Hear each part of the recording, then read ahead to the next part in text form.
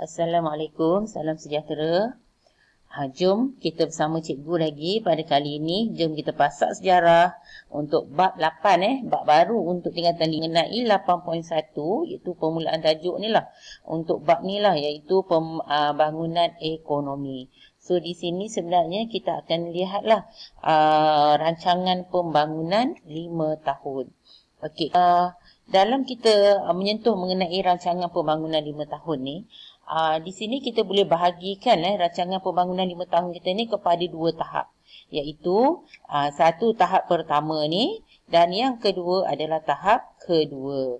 Okey, untuk tahap pertama ni kan kita lihat rancangan 5 tahun kita ni. Okey, rancangan Melaya pertama mula dikenali sebagai rancangan Melaya pertama iaitu tahun 1956 hingga 1960. Bermaksud dalam perancangan pembangunan 5 tahun kita ni akan bermula tahun 1956. Dan kenapa kita panggil 5 tahun? Sebab kalau kita lihat pada perancangan negara kita ni, memang dia setiap 5 tahun. So, yang ni kita plus lah 5 tahun, 5 tahun, 5 tahun. Jadi kita mulakan dengan rancangan Melaya pertama 1956 hingga 1960. Kemudian diikuti pula oleh rancangan Melaya kedua 1961 hingga 1965. Dan kita bentuk Malaysia 1963 kan. Jadi dalam rancangan rancangan Malaysia pertama, selepas habis je perancangan 1965 tu, kita buat pula perancangan 5 tahun kita. 5 tahun kita tu kita mulakan dengan rancangan Malaysia pertama 1966 hinggalah 1970. Dan ini untuk tahap pertama dan kita sambung kita tengok kepada rancangan Malaysia tadi yang pertama dalam tahap pertama adalah masa rancangan Malaysia yang pertama. Habisnya sampai 1970. Okey. Untuk tahap kedua pula kita lihat rancangan Malaysia kedua iaitu tahun 1971 hingga 1975. Rancangan Malaysia ketiga 1976 hingga 1980. Rancangan Malaysia keempat 1981 hingga 1985 dan rancangan Malaysia kelima 1986 hingga 1990. Okey, kalau kita lihat dalam tahap kedua ni daripada tahun 1971 hingga 1990, ini kita ambil anggaran lebih kurang dalam 20 tahun. Pada tahap kedua ni lah kita lancarkan DEB. Maksudnya di sini perancangan pelaksanaan dasar ekonomi baru iaitu DEB itu dilaksanakan dalam tahap kedua. Bermula dengan rancangan Malaysia kedua, ketiga, keempat dan akhirnya tamat pada rancangan Malaysia yang kelima. Okey, dengan lebih lanjut nanti kita akan tengok nantilah kat bahagian dalam slide ni nanti. Okey. Menyentuh mengenai rancangan pembangunan 5 tahun juga, terutamanya dalam tahap kedua ni. Tahap kedua ni kalau kita lihat dia dikenali juga sebagai Rangka Rancangan Jangka Panjang 1 atau ringkasannya RRJP 1. Macam cikgu cakap tadilah. So dalam tempoh 20 tahun ni tahap kedua dilaksanakan. Waktu ni lah dilaksanakan Dasar Ekonomi Baru DEB. Dalam kata nama lain lah DEB. Okey. So sekarang kita tengok pula kepada rancangan Melaya pertama. Kita pergi satu persatu lah. Sampailah kita akan tengok rancangan Malaysia yang kelima. Kenapa kita berhenti sampai kelima? Sebab yang kelima kita tengok daripada apa? DEB kita tamat pun pada tahun 1990. Sekarang kita ada lagi lah rancangan Malaysia kita berterusan lah. Kiralah 5 tahun, 5 tahun, 5 tahun. Itu perancangan 5 tahun kita. Okey, kita pergi yang pertama mengenai rancangan Melaya pertama. Macam cikgu cakap tadi, bermula pada tahun 1956 hingga 1960. Tahun 1956 ni penting. Tolong ingat tahun ni. Sebab kalau kamu ingat tahun ni, katalah kalau soalan ditanya mengenai rancangan Malaysia kelima, so paling tak pun ingat je 5 tahun ni. 5 tahun kamu tambahlah 5, 5, 5. So kamu tahulah rancangan Malaysia yang kelima tu berada dalam tahun bila. Itu caranya, tekniknya lah kalau kita nak ingat kan. Jadi tolong ingat 1956 tu sebagai dia punya basic tu. Okey. Kemudian kita lihat dengan lebih mendalam mengenai rancangan Melaya pertama. Matlamat untuk rancangan Melaya pertama ni, satu ialah untuk membangunkan kawasan luar bandar. Sebab apa? Sebab pada waktu ni didapati jurang perbezaan pendapatan antara penduduk luar bandar dengan penduduk bandar sangat ketara. Oleh sebab tu, dalam rancangan Melayu pertama ni, matlamat utama dia adalah membangunkan kawasan luar bandar supaya jurang perbezaan tadi dapat dirapatkan. Jadi secara tak langsung tak adalah macam keadaan pada mula-mula tu di mana jurang perbezaan dia sangat ketara, pendapatan orang di bandar, kehidupan kita kata mewah, di kehidupan di kampung kita serba kekurangan. Jadi itulah, jadi nak membangunkan kawasan luar bandar. Dan dalam masa yang sama sebenarnya matlamat dia adalah untuk mengurangkan kadar kemiskinan. Kadar kemiskinan mana? Penduduk luar bandar. Kan? Dan yang ketiga, untuk memperbagaikan aktiviti ekonomi. Sebab ekonomi kita ni, kita tak naklah bergantung sangat dengan ekonomi getah dengan biji timah. Jadi salah satu cara nak elakkan kita terlalu bergantung kepada getah dengan biji timah ni sebagai sumber ekspor kita. Jadi kita perbagailah aktiviti ekonomi kita yang lain. Dan secara tak langsung, rancangan Melayu pertama ni merupakan rancangan pembangunan bersepadu di mana memberi perhatian kepada sektor ekonomi, sektor sosial dan juga sektor awam. Jom kita tengok apa yang dikatakan dengan pembangunan dalam sektor ekonomi, sosial dan juga awam. Okey, pergi kita tengok dulu dalam sektor ekonomi. Dalam sektor ekonomi ni, apa yang dibuat dalam rancangan Melayu pertama adalah pembukaan tanah baru ni. Mula dibuka untuk apa? Untuk pertanian. Kemudian penanaman semula getah. Penanaman semula getah oleh pekebun kecil dan secara ladang digalakkan. Dan yang ketiga, hasil keluaran pertanian ni diperbagaikan. Kan? Dan yang keempat, perusahaan untuk melombong biji timah diperluaskan. Okey, ini kita tengok dalam sektor ekonomi. Manakala dalam sektor sosial pula, kita akan dapat lihatlah di mana dari aspek kita lihat kemudahan dan perkhidmatan. Di mana antara kemudahan perkhidmatan yang diberikan kat sini, contoh dalam kesihatan, dalam pendidikan dan juga dalam perhubungan. Maka dibangunkanlah kemudahan dan perkhidmatan ni kepada masyarakat. Dan yang ketiga, kita lihat kepada sektor awam. Sektor awam ni maksudnya infrastruktur yang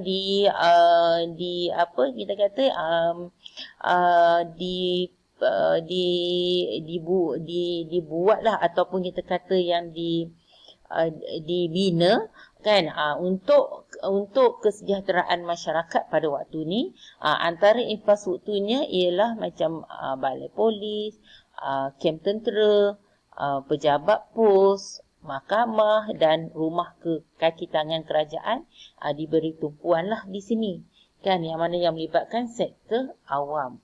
Okey, lepas tu kita lihat pula kepada rancangan Melayu yang pertama iaitu pada tahun 1956 dan 1960.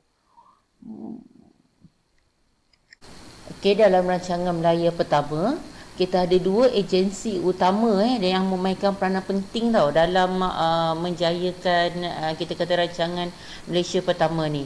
Antara dua agensi ni kita ada dua. Satu adalah RIDA, iaitu Lembaga Pembangunan Industri Desa ataupun dalam bahasa Inggerisnya Rural Industry Development Authority. Okey, itu untuk RIDA. RIDA ni sekarang ni kita kenali dia sebagai MARA. Dulu nama MARA dulu adalah RIDA. Okey, matlamat dia adalah untuk membangunkan masyarakat luar bandar. Kita ingat kan tadi rancangan Melayu pertama ni adalah untuk membangunkan masyarakat luar bandar.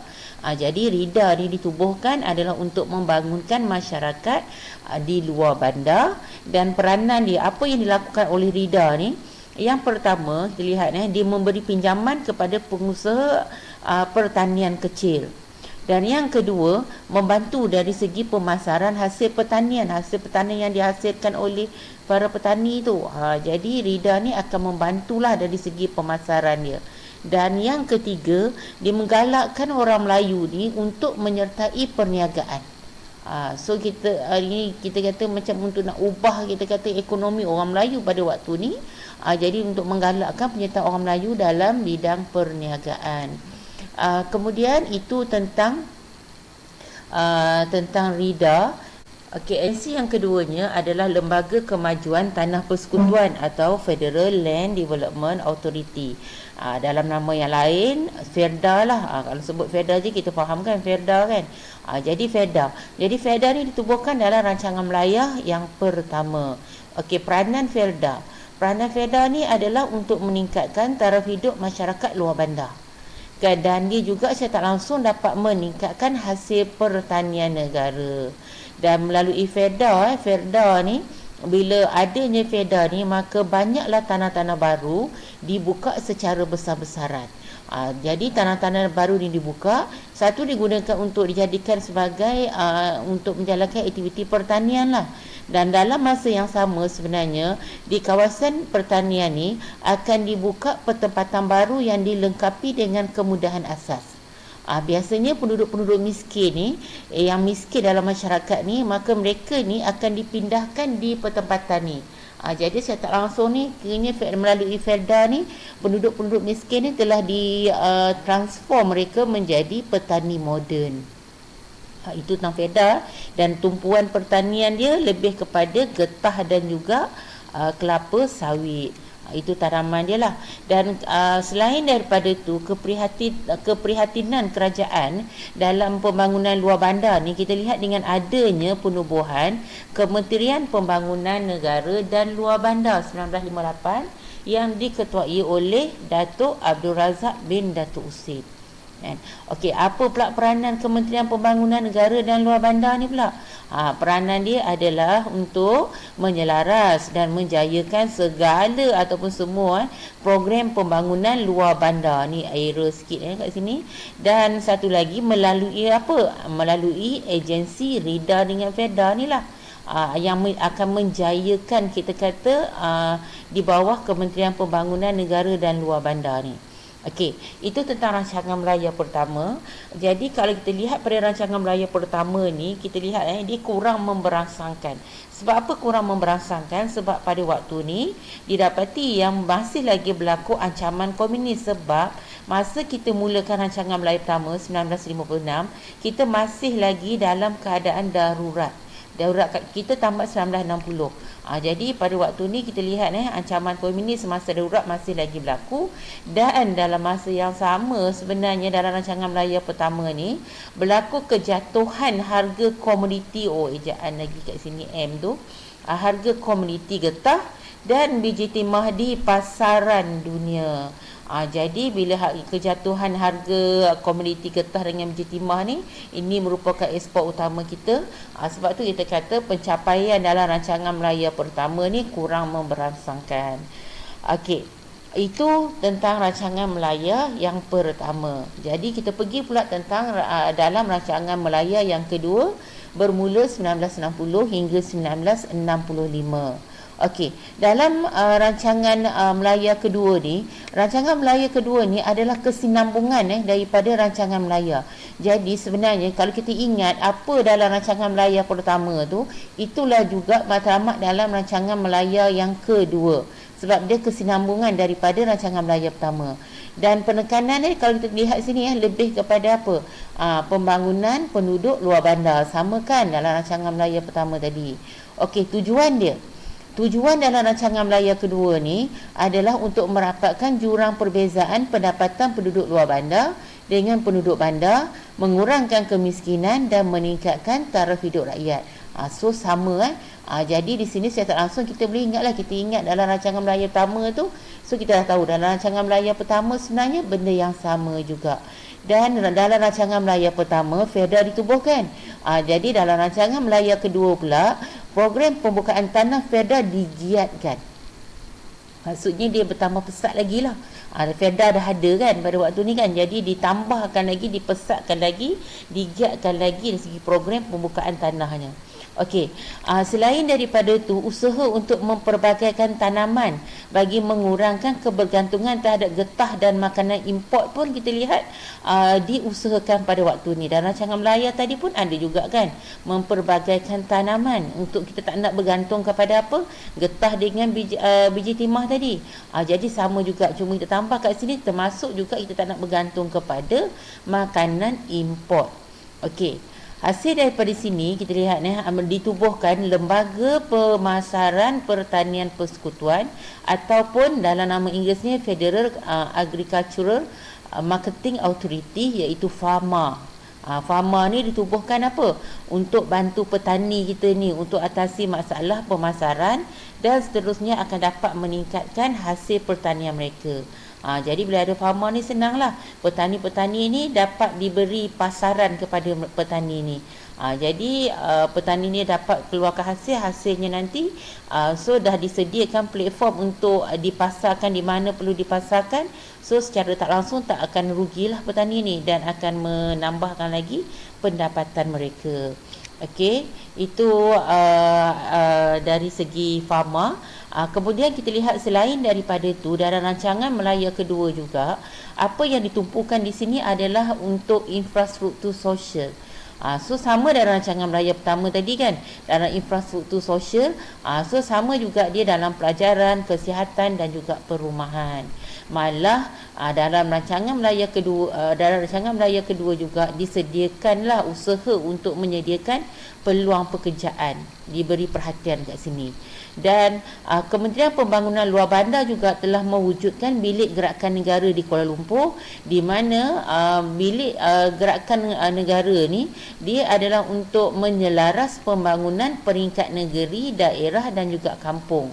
Hasil daripada situ maka terbitlah buku merah, di mana buku merah ni dia mengandungi program, pelaksanaan dan kaedah mengesan tahap pencapaian pembangunan tersebut. Jadi itu secara tak langsung dalam rancangan Melaya yang kedua 1961 hingga 1965. Okey, kemudiannya kita terus lagi kepada rancangan Malaysia yang pertama, iaitu 1961 hingga 1970. Ini sebab apa? Sebab penubuhan Malaysia. Rancangan 5 tahun yang pertama lah selepas penubuhan Malaysia. Kita tubuh Malaysia 1963. Jadi 1965 tu 1966 ni maka kita adalah rancangan Malaysia yang pertama.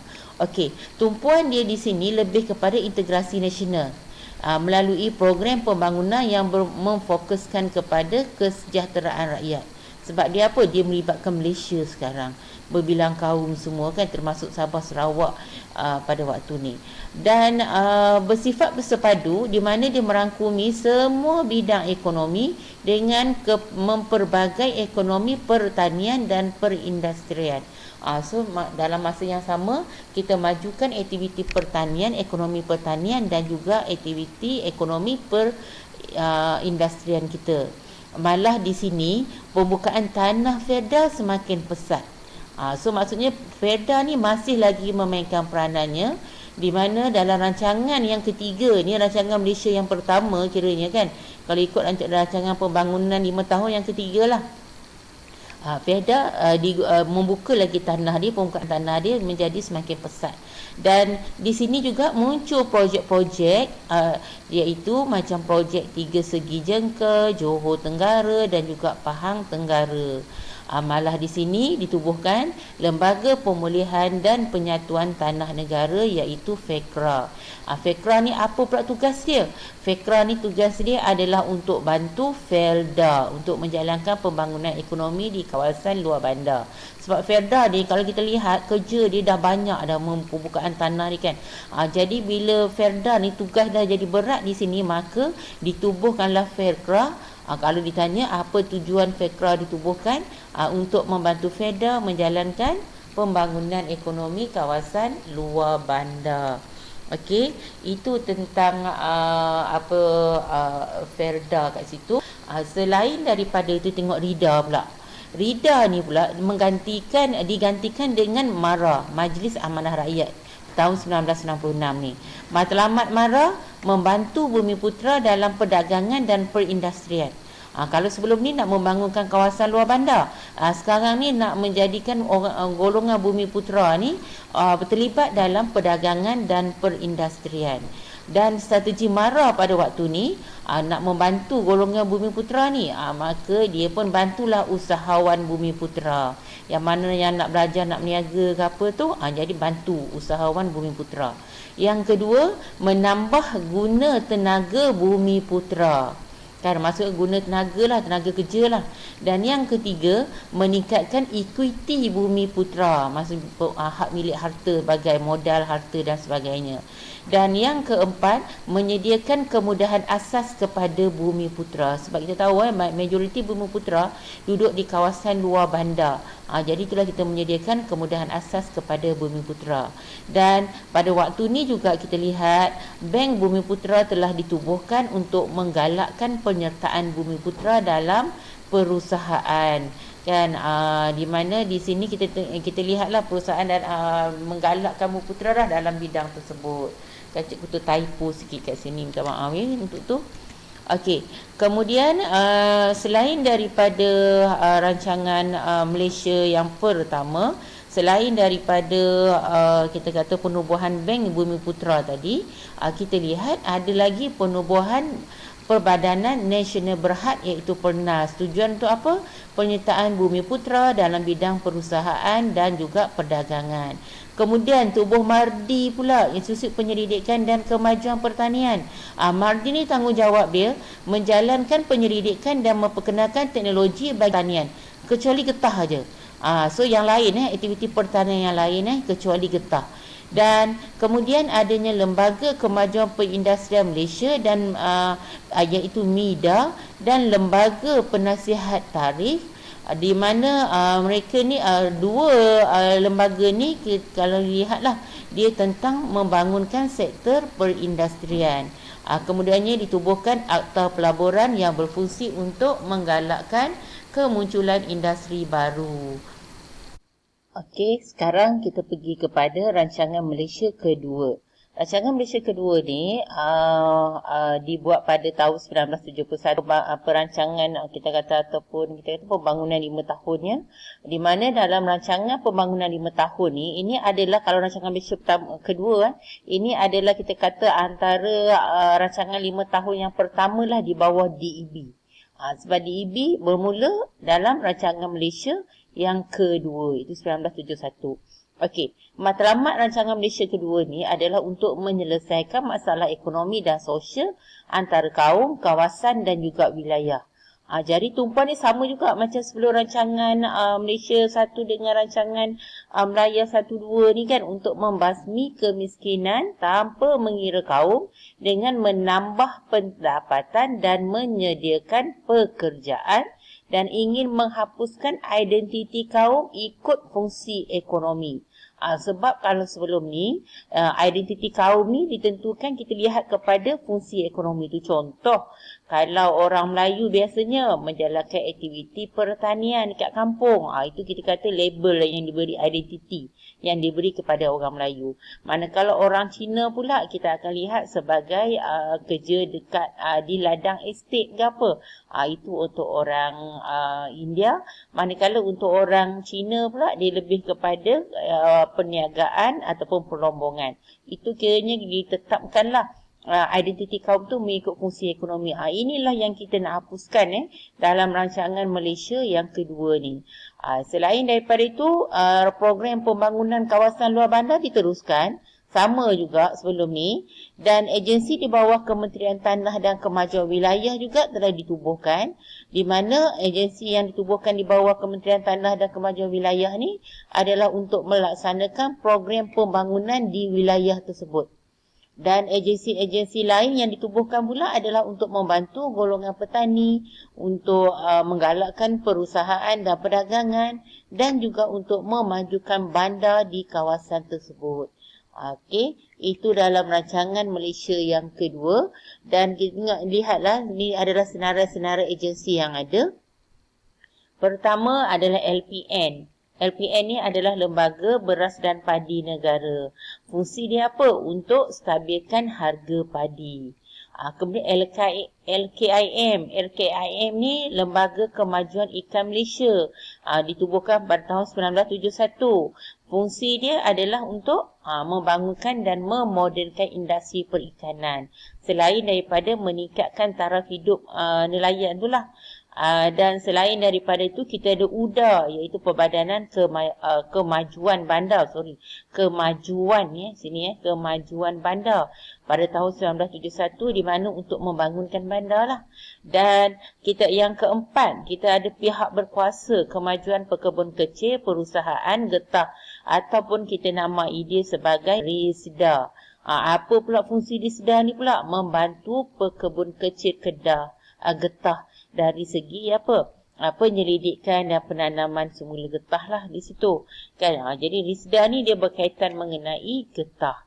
Okey, kemudian kita ada lagi yang keempat tadi, yang kelima, iaitu Lembaga Pertubuhan Peladang ataupun LPP. LPP ni fungsi dia adalah untuk membantu golongan petani ni melibatkan diri dalam kegiatan koperasi. Dan sekarang pun masih ada kan LPP, Lembaga Pertubuhan Peladang. Okey, kemudian yang kelima, yang keberapa tadi? 4, 5, kita ada petroleum, iaitu Nasional Berhad kan. Di mana kalau yang keenam ni petroleum nasional berhad, iaitu Petronas lah. Di mana Petronas ni lebih pada memajukan sektor perindustrian dan perniagaan untuk yang berjaya, yang berkaitan dengan petroleum. Dan kemudian akhir sekali kita ada Perbadanan Kemajuan Ekonomi Negeri, di mana fungsi agensi ini adalah untuk menggalakkan perindustrian dan perdagangan dengan disediakan tapak perindustrian, disediakan perumahan, ruang pejabat dan kedai. Itu antara kalau kita lihat ada 7 agensi-agensi ni. Kita ada LPM, kita ada LKIM, kita ada UDA, kita ada RISDA, LPP, Petronas dan juga Perbadanan Kemajuan Ekonomi Negeri atau PKEN. Okey, itu tentang agensi-agensi yang muncul, kita kata yang ditubuhkan dalam rancangan Malaysia yang kedua. Dan sebagai kita apa tadi, nak mendukung DEB tu, Dasar Ekonomi Baru, untuk menghapuskan kemiskinan dan untuk menaikkan pendapatan masyarakat, tak kira lah daripada kaum mana sekalipun. So semuanya kini sama rata lah di situ. Okey, kemudian kita lihat pula dalam rancangan Malaysia yang ketiga. Rancangan Malaysia ketiga ni bermula tahun 1976 hinggalah 1980. Dan dalam rancangan Malaysia yang ketiga ni, lanjutan juga daripada rancangan Malaysia yang kedua, mendukung aspirasi DEB. Rancangan Malaysia pertama tadi yang mula-mula DEB kan, yang ni dia sambung lagi DEB untuk tahun yang kedua lah, untuk fasa yang kedua kita kata. Okey, jadi di sini juga sama macam sebelum ni juga kan, di mana dalam rancangan Malaysia ketiga juga adalah untuk membasmi kemiskinan dan susun masyarakat ni diteruskan. Kan, sama daripada yang pertama tadi pun.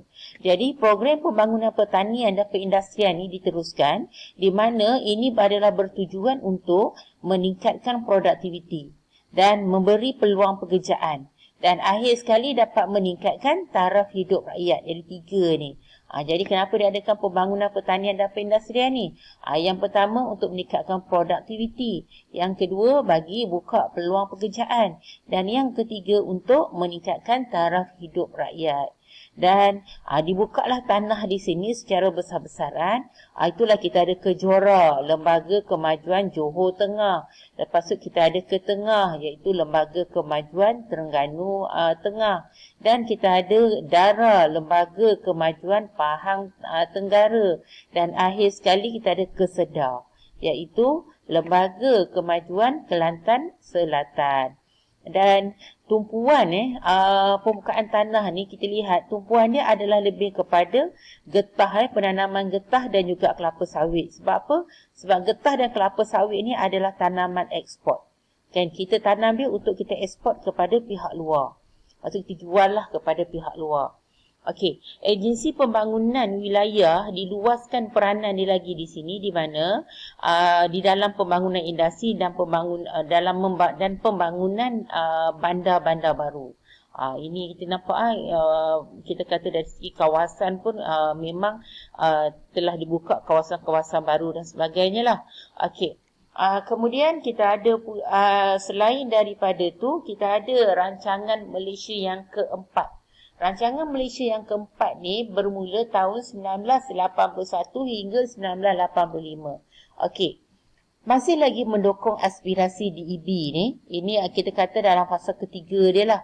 Kan, dalam pembangunan 5 tahun dia yang ketiga, mendukung aspirasi DEB. Cuma pada waktu ni sebenarnya berlaku kelembapan ekonomi dunia pada waktu ni. Kan, tapi kita masih lagi menjalankan aspirasi program-program DEB di dalam ni. Okey. Apa yang kita lakukan pada rancangan Malaysia yang keempat ni, kita waktu ni, kita tumpukan kepada perusahaan berat yang berasaskan pelaburan modal.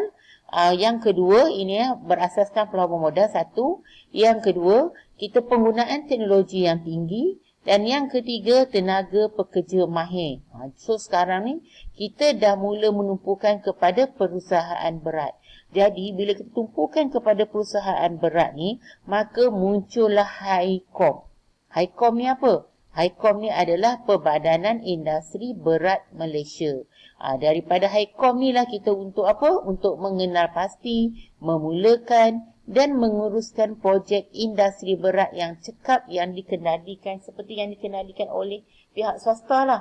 Itu ceritanya lah dari segi HICOM ni. Dan contohnya nanti kita boleh lihat lah macam kita punya kereta proton kita. Sebab tu kereta proton kita pun dalam muncul pun dalam rancangan Malaysia yang keempat ni juga. Okey, dalam bidang perindustrian pula, kita mula menggalakkan pelabur-pelabur asing ni masuk dekat negara kita. Jadi bila ada pemodal asing masuk, sebab tu kita tengok kita ada buka perusahaan baru dibuka. Kayaknya kawasan perusahaan baru dibuka. Contoh yang dibuka di Skudai Johor, Senawang Negeri Sembilan, Bintulu Sarawak dan Menggatan dan Likas di Sabah. Jadi bila sebab tu kita tengok dekat negara kita ada kilang daripada luar. Kilang-kilang daripada luar yang dibuka dekat Malaysia tu maksudnya pelaburan daripada luar tu. Model daripada luar yang kilang dibuka dekat sini dengan menggunakan perkhidmatan tenaga kerja daripada negara kita untuk keluarkan produk barangan. Sebab kalau dibuat dekat negara ni mungkin mahal. Tapi bila dibuat dekat Malaysia dia akan jadi apa? Murah. Kos dia akan jadi murah.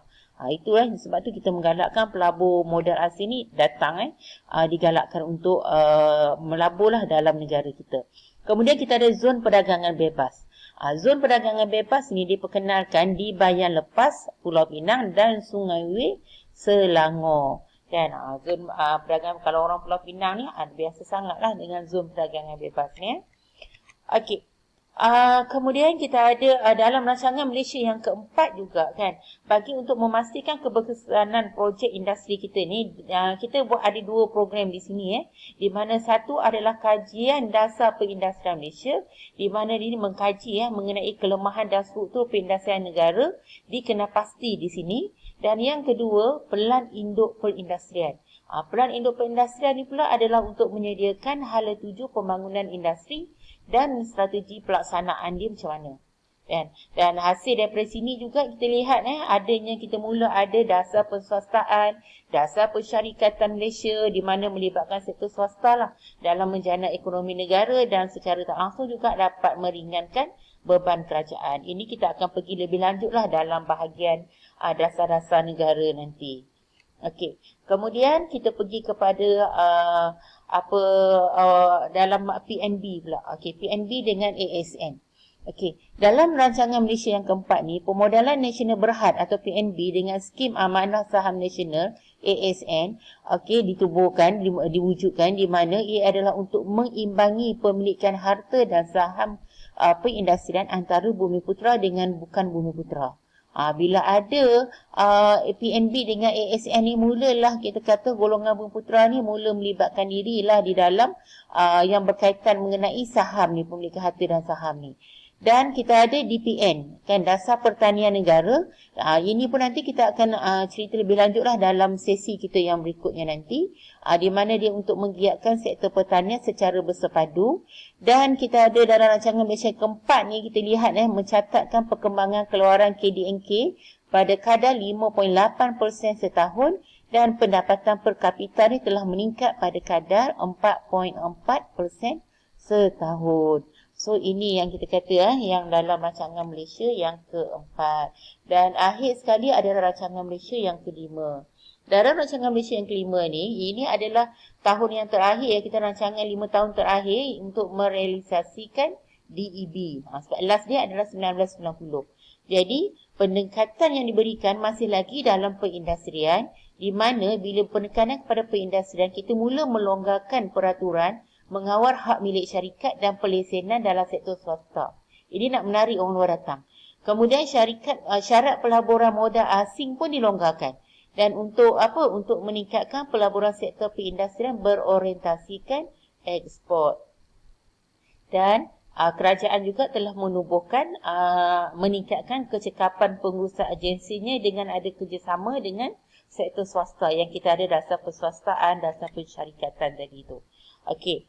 Selain daripada itu, pembangunan luar bandar masih lagi diberi perhatian. So daripada rancangan Melayu pertama sampai dalam rancangan Malaysia yang kelima, luar bandar masih lagi diberi perhatian. Okey, penggunaan tanah, dulu kita buka tanah, sekarang ni penggunaan tanah dah mula lebih cekap. Dan industri desa yang berpotensi mula dimajukan, digalakkan. Contohnya macam kraft tangan di sini. Dan kredit dan insentif mula diluaskan kepada masyarakat. Misalnya Bank Pertanian Malaysia, kita ada untuk memberi, kita kata apa, pinjaman tersebutlah. Selain daripada itu, kita lihat kita ada skim pinjaman khas pertanian dan juga amanah ikhtiar Malaysia. Okey, bahagian pelancongan pula, mulalah muncul Perbadanan Pelancongan Malaysia, di mana Perbadanan Pelancongan Malaysia ni untuk merancangkan industri pelancongan dan melancarkan Tahun Melawat Malaysia. R&D, penyelidikan dan riset dan pembangunan pun untuk meningkatkan keupayaan dan kecekapan guna tenaga tempatan dan untuk meningkatkan produktiviti. Jadi kita buatlah kajian inovasi semua kat situ kan. Itu kita kata meningkatkan produktiviti kita.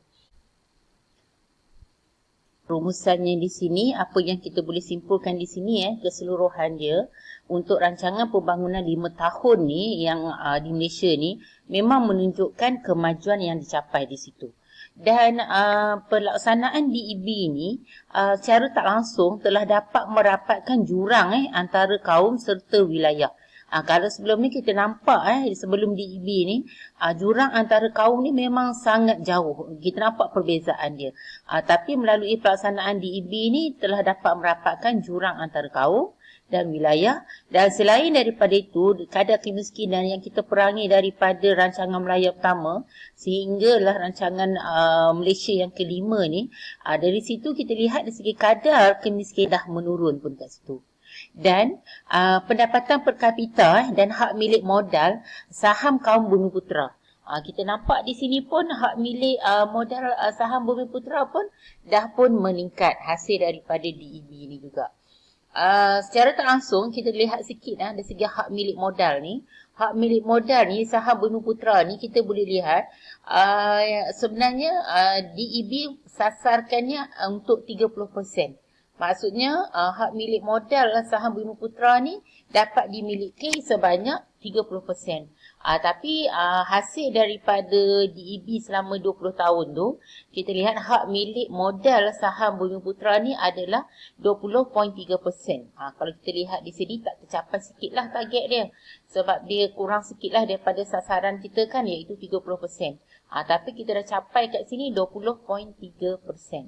Okey, manakala hak milik modal saham bukan Bumiputera pula, melalui DEB, kita sasarkan dia hanyalah 40%. Kita hanya 40%. Tapi, bila kita lihat selepas DEB, hak milik modal saham bukan Bumiputera menampakkan peningkatan melebihi sasaran, iaitu 46.2%. Jadi di sini kita boleh nampak secara tak langsung kita boleh menangkis stigma lah, di mana DEB ni sebenarnya memang memberi manfaat kepada semua kaum, bukan hanya kepada orang Melayu ataupun di kawasan pedalaman saja. Sebab melalui DEB ni, hasil daripada DEB ni, kita boleh lihat kaum bukan bukan Bumiputera pun sebenarnya telah mencapai keuntungan di sini, di mana kalau kita lihat saham modal saham dia sebanyak 46.2%. Dan hak milik untuk modal saham orang asing pula hanya tinggal 33.5%. Jadi ini secara keseluruhan lah hasil daripada rancangan pembangunan 5 tahun yang kita mulakan pada tahun 1956, iaitu rancangan Melayu pertama. Kemudian berturutanlah sampailah tahun 1990, bila kita tamatnya DEB tu, kita lihat inilah kita kata hasilnya yang berlaku daripada rancangan pembangunan 5 tahun ni. Jadi oleh tu cikgu selesaikan sesi kita pada kali ini di sini dulu. Jadi cikgu harap kamu dapat mengenal pastilah ataupun dapat menyenaraikan, menceritakan sedikitlah mengenai rancangan Melayu pertama, rancangan Melayu kedua, rancangan Malaysia pertama, rancangan Malaysia kedua, rancangan Malaysia ketiga, rancangan Malaysia keempat dan akhir sekali rancangan Malaysia yang kelima. So cikgu selesaikan dulu tajuk ni 8.1, di mana untuk pembangunan ekonomi. Di sini insya-Allah kita akan sambung kepada tajuk yang berikutnya dalam sesi yang akan datang, iaitu kita akan lihat dalam aspek dasar pembangunan ekonomi. Di sini barulah kita akan tengoklah dasar-dasar yang kita lakukan untuk memajukan ataupun meningkatkan kemakmuran dan keamanan negara kita. So, cikgu selesaikan di sini dulu. Cikgu harap masih dapat manfaat daripada apa yang cikgu terang tadi. So, cikgu harapkan kamu menjaga kesihatan kamu sepanjang cuti ni dan good luck untuk semua ya. Okey, so sekian. Terima kasih.